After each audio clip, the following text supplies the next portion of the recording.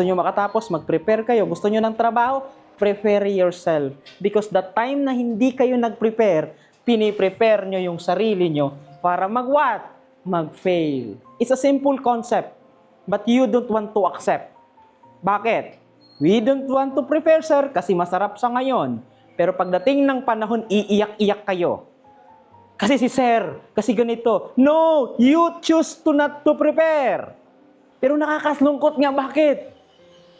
Kapag mag-load sa ML, kapag mag-farm, naka-prepare. Yung load, ipiniprepare. Ang internet, piniprepare pag may ranking. Go, ala!